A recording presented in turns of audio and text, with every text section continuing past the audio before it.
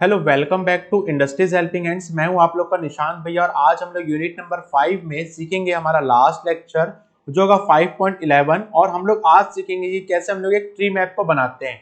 देखिए, मैप एक अलग यूनिट होने वाली है हमारी इसके बाद, बट ट्री मैप एक डिफरेंट चीज है या फिर हम लोग ट्री चार्ट भी इसे कहते हैं। तो आपको इसको मैं बताता हूँ कि ट्री चार्ट होता क्या है।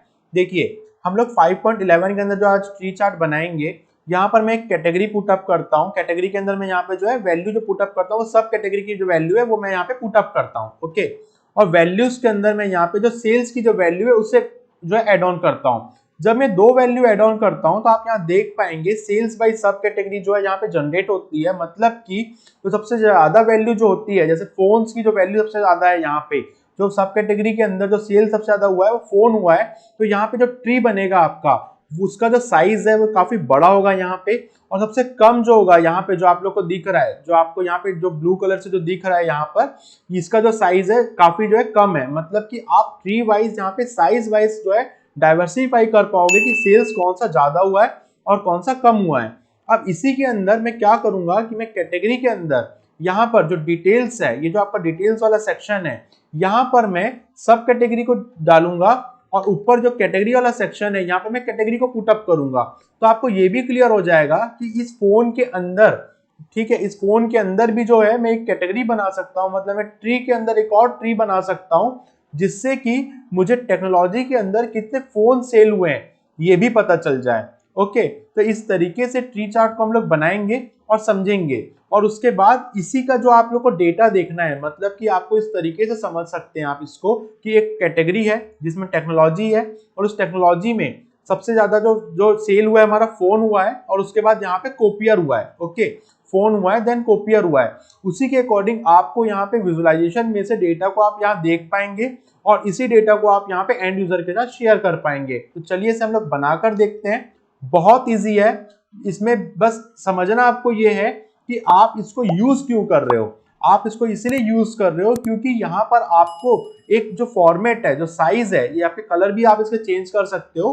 तो आप इसकी जो साइज है, साइज वाइज आप डाइवर्सिफाई कर सको कि एक ट्री मैप क्या होता है और इसके अंदर भी एक ट्री मैप के अंदर भी यहाँ पे एक सब ट्री जो है वो बना सकते हैं। तो चलिए इसे हम लोग क्रिएट करके देखते हैं और समझते हैं पावर बीआई सॉफ्टवेयर के अंदर बनाकर। सो आप भी मेरे साथ साथ यहाँ पावर बीआई सॉफ्टवेयर को ओपन कर लीजिए।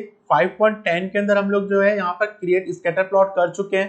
5.11 के अंदर हम लोग ट्री मैप बनाना सीखते हैं। ये ट्री मैप का आइकन है, इस पर हम लोग डबल क्लिक करते हैं तो यहाँ पर जो है आपका एम्प्टी सेक्शन जो है ओपन हो चुका है। इस एम्प्टी सेक्शन में आप देख सकते हैं नीचे में कैटेगरी है, डिटेल्स है और वैल्यू है। आप यहाँ देख सकते हैं कैटेगरी डिटेल्स और वैल्यू की यहाँ पे जो है फील्ड दिख रही है।